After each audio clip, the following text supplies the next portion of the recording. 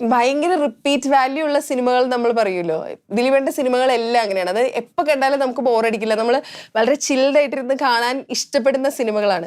പക്ഷെ ഇതിൻ്റെ ഒന്നും ഒരു സെക്കൻഡ് പാർട്ട് വന്നിട്ടില്ല. ഞാനിത് ജോണി ആൻ്റണി ചേട്ടൻ്റെ അടുത്ത് ചോദിച്ചു, CID മൂസ 2-ൻ്റെ തോൽവി FC-യുടെ സമയത്ത്. അന്ന് ജോണി ആൻ്റണി ചേട്ടൻ പറഞ്ഞോടി, നീയൊക്കെ ഇത് ചോദിച്ച് എനിക്ക് മടുത്ത്, ഇനി ഇറക്കുമ്പോൾ ഞാൻ ഇറക്കും എന്ന്. ഇനി ഇതെൻ്റെ അടുത്ത് ചോദിക്കുന്നത്, പിന്നെ കണ്ടപ്പോൾ ഞാൻ ചോദിച്ചില്ല. ഈ അടുത്ത് അന്ന് പറഞ്ഞത് 2025 എല്ലാം സെറ്റായാൽ ഞങ്ങളത് ഇറക്കുന്നതാണ്. അങ്ങനെ എന്തെങ്കിലുമൊക്കെ ഇറക്കാൻ പറ്റൂല, കാരണം എന്ന് വെച്ചിട്ടുണ്ടെങ്കിൽ 2025-ന്റെ ഏകദേശം ഇപ്പൊ 5-ാം മാസത്തിൽ ഓടിക്കൊണ്ടിരിക്കുകയാണ്. അപ്പൊ നമുക്ക് അതെന്തായാലും ഈ വർഷമൊന്നും അതിനെക്കുറിച്ച് നമുക്ക് ഒന്നും ചെയ്യാൻ പറ്റില്ല. ഭാവിയിൽ നമ്മൾ അതിനെക്കുറിച്ച് ഇങ്ങനെ ചർച്ച ചെയ്തുകൊണ്ടിരിക്കുന്നുണ്ട്. റൺവേയും ഈ 2 സിനിമകളെ കുറിച്ചിട്ടാണ് എല്ലാവരും ആവശ്യപ്പെടുന്നത്. അത് മാത്രല്ല 2 countries, 3 countries, അപ്പൊ 3ആയി.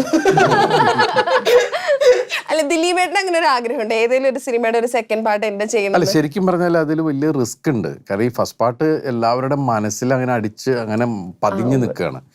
അതിൻ്റെ മേളിൽ ഗംഭീരമായിട്ട് വരാവുന്ന സിനിമ വന്നാലാണ് നമുക്ക് കാര്യമുള്ളൂ. സെക്കൻഡ് പാർട്ട് പല സിനിമകളിലെ ആളുകൾ ഇങ്ങനെ ചോദിക്കും. പക്ഷേ ഈ നമ്മൾ സിനിമയ്ക്ക് അകത്തുള്ളവർ, ഞങ്ങൾ അഭിനയിക്കുന്ന ആളുകൾക്കാണെങ്കിലും അതിൻ്റെ മേക്കിംഗ് സൈഡിലുള്ള ആളുകൾക്കാണെങ്കിലും ഈ സെക്കൻഡ് പാർട്ട് എന്ന് പറയുമ്പോൾ എപ്പോഴും ടെൻഷനാണ്. ഒന്ന്, ഇതിൻ്റെ മുകളിൽ നിൽക്കണം. 2, ഒരുപാട് റെസ്ട്രിക്റ്റഡ് ആവും ആലോചനകൾ. പഴയ ക്യാരക്ടർ അതിൽ ഇന്ന ആളുകൾ അത് തന്നെ കൊണ്ടുപോകണ്ടേ. മറ്റേതല്ല, പുതിയൊരു തോട്ട് ആലോചിക്കുകയാണെങ്കിൽ നമ്മൾ ഫ്രീ അല്ലേ. ഒരു സെക്കൻഡ് പാർട്ട് ആലോചിക്കുന്നതിനേക്കാൾ എപ്പോഴും നല്ലത് പുതിയൊരു ക്യാരക്ടർ ചെയ്യാമല്ലോ. ഇപ്പം എൻ്റെ അടുത്തൊക്കെ ചില ആളുകൾ ചോദിക്കും, ഈ ഹരിഹർ നഗർ പോലുള്ള സിനിമകൾ പിന്നെ വരാത്തത് എന്താ? ഞാൻ വേറെ ഒന്നുമല്ല, അങ്ങനെ വന്നു കഴിഞ്ഞാൽ കുറച്ച് കഴിയുമ്പോൾ നിങ്ങൾ ചോദിക്കും, ഇപ്പോഴും ഹരിഹർ നഗർ തന്നെ അറിഞ്ഞുകൂടല്ലേ, വേറെ ഒന്നും ചെയ്യാൻ അറിഞ്ഞുകൂടല്ലേ എന്ന് ചോദിക്കും ആളുകൾ. അത് 3 പാർട്ട് വന്നില്ലേ? 3 പാർട്ട് വന്നു.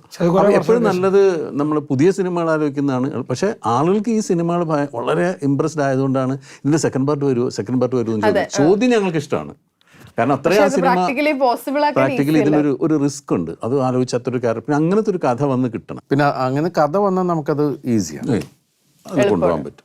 ഇപ്പം ദൃശ്യത്തിനൊക്കെ ജിത്തു ഒക്കെ പറയുന്നത് ദൃശ്യം 2 വരുമെന്നൊക്കെ ആളിങ്ങനെ പറയുന്നില്ല. നമുക്കങ്ങനെ ഒരു ചിന്ത പോലില്ല. പക്ഷേ ഒരു ത്രെഡ് കിട്ടിയപ്പോൾ അതങ്ങ് ഡെവലപ്പായി വന്നു.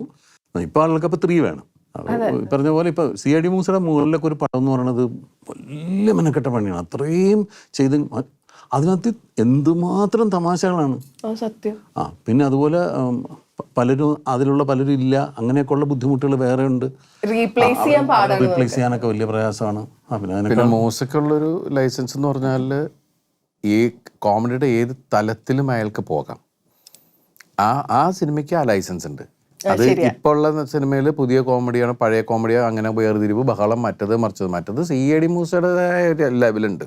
പിന്നെ ഇപ്പോഴത്തെ ടെക്നോളജി അത്രത്തോളം വളർന്നുകൊണ്ടും ഇതിന് വേറൊരു എന്താ പറയുക, നമ്മൾ എന്ത് സ്വപ്നം കണ്ടാലും നടത്താൻ പറ്റുന്ന രീതിയിൽ ടെക്നോളജി ഉണ്ട്. അന്നത്തെ അത്ര റിസ്ക് ഇല്ല. അന്ന് നമുക്ക് ഗ്രാഫിക്സ് ഒന്നും ഇത്രയും ഇതിലല്ല നിൽക്കുന്നത്.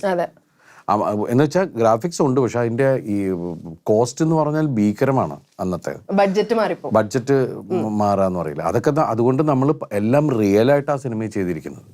അതിൽ ചെറിയ മാർക്കിമെന്റ് നമ്മൾ റബ്ബ് ചെയ്യുക അങ്ങനെയുള്ള പരിപാടികളൊക്കെ വെച്ചിട്ടാണ് നമ്മൾ ചെയ്തിരിക്കുന്നത്.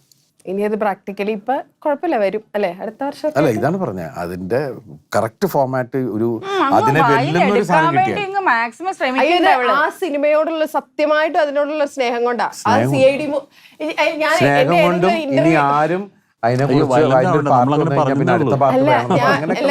ചേച്ചി, ഞാനുണ്ടല്ലോ ഏതോ ഒരു ഇന്റർവ്യൂല് ആരുടെ കൂടെ എനിക്കത് കട്ട് കിട്ടുകയാണെങ്കിൽ, അല്ല ഞാൻ എന്റെ ഒരു ആത്മാർത്ഥത പറഞ്ഞറിയിച്ചത്. എന്റെ അടുത്ത് ഫേവറേറ്റ് സിനിമ ചോദിച്ചപ്പോ ഏതാ ഫേവറേറ്റ് സിനിമ അങ്ങനെ പറയാൻ പറ്റുമോ? ഞാൻ CID മൂസ ഒറ്റയടിക്ക് പറഞ്ഞ ആളാ. എനിക്ക് അത്ര ഇഷ്ടം. അടൂർ സാറിന്റെ ഏറ്റവും ഫേവറേറ്റ് സിനിമ CID മൂസ. അതാണ് ഞാൻ പറഞ്ഞൊന്നുമില്ലല്ലോ.